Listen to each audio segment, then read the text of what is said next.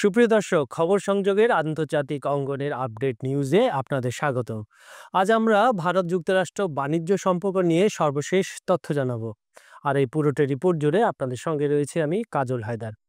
আন্তর্জাতিক অঙ্গনে ফের একবার তীব্র হচ্ছে ভারত আমেরিকা বাণিজ্য টানাপোড়েন। যুক্তরাষ্ট্রের মতোই অনড় অবস্থানে ভারতও। শর্ত একটাই, রাশিয়া থেকে তেল কেনার জন্য চাপানো অতিরিক্ত শুল্ক প্রত্যাহার করতে হবে। না হলে বাণিজ্য চুক্তি আলোচনার কোনো প্রশ্নই ওঠে না। 25% অতিরিক্ত জরিমানা শুল্কই হয়ে দাঁড়িয়েছে দুই দেশের মধ্যে বাণিজ্য চুক্তি পুনরায় শুরু হওয়ার প্রধান অন্তরায়। ভারতীয় বাণিজ্য মন্ত্রণালয়ের শীর্ষ সূত্র জানিয়েছে, ওই শুল্ক না কমালে আলোচনা একেবারেই অর্থহীন।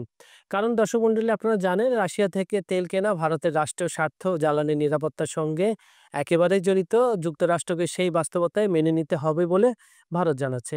25 আগস্ট থেকে নির্ধারিত আলোচনার সূচি কার্যত ভেস্তে গেছে। ওয়াশিংটনের দলে ভারতে আসার কথা ছিল, কিন্তু প্রেসিডেন্ট ট্রাম্পের অতিরিক্ত শুল্কের সিদ্ধান্ত সেই বৈঠক আটকে দিয়েছে। এরই মধ্যে ভারতের রপ্তানির উপর 50% শুল্ক চাপিয়েছে যুক্তরাষ্ট্র। এত বেশি শুল্ক এর আগে শুধু ভারত ও ব্রাজিলকেই সহ্য করতে হয়েছে। ভারতের প্রধানমন্ত্রী নরেন্দ্র মোদীকে ফোন দিয়েছিলেন, কিন্তু তিনি ফোন ধরেননি। এটা এক ধরনের ট্রাম্পের ওষুধ ট্রাম্পকে দেওয়ার মতো অবস্থা। মোদী স্পষ্ট জানিয়ে দিয়েছে যে এই নীতিতে আমরা নতি স্বীকার করব না। আমরা দেশীয় উৎপাদন, মানে মেড ইন ইন্ডিয়া এবং মার্কেট খোঁজা, মার্কিন যুক্তরাষ্ট্র বাদ দিয়ে মধ্যপ্রাচ্য, ইউরোপ এবং দক্ষিণ আফ্রিকা বা আফ্রিকার দেশগুলোতে তাদের আমদানি বাড়াবে। মার্কিন অভিযোগ, রাশিয়া থেকে সস্তার তেল কিনে ভারত মুনাফা করছে। এখানে শেষ নয়, ভারতকে কাঠগড়ায় দাঁড় করাচ্ছেন ট্রাম্প প্রশাসনের উপদেষ্টারাও।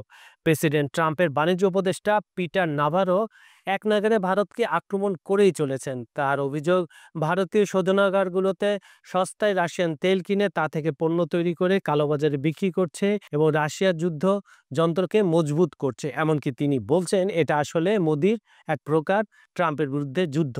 ট্রাম্পের আরেক উপদেষ্টা কেভিন হাসেটও একই সুরে জানিয়ে দিয়েছেন, ভারত যদি রাশিয়া থেকে তেল কেনা না বন্ধ করে প্রেসিডেন্ট ট্রাম্প কোনো ছাড় দেবেন না, একেবারেই দেবেন না। আর এদিকে ভারতের বক্তব্য একেবারে স্পষ্ট, সব দেশ রাষ্ট্রীয় স্বার্থে সিদ্ধান্ত নেয়। যুক্তরাষ্ট্র যুদ্ধ চলার মাঝে বহু পণ্য রাশিয়া থেকে আমদানি করেছে, তাই ভারতীয় সিদ্ধান্তকে আলাদা করে দেখা উচিত নয়।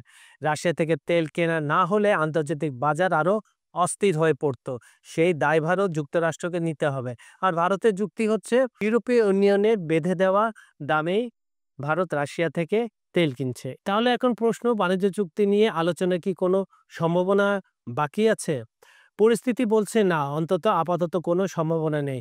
কারণ ভারত অনড়, যুক্তরাষ্ট্র ছাড় দিতে একেবারে রাজি নয়। ভারত আমেরিকা বাণিজ্য টানাপোড়েন কোন দিকে মোড় নেয় সেটা নির্ভর করছে ভূ রাজনৈতিক দাবা খেলার উপর। আপাতত চুক্তির কোনো আলো দেখা একেবারেই যাচ্ছে না। বরাবরের মতো আমাদের ভিডিওগুলো লাইক, কমেন্টে শেয়ার করবেন। আমাদের চ্যানেলটি সাবস্ক্রাইব করে রাখুন।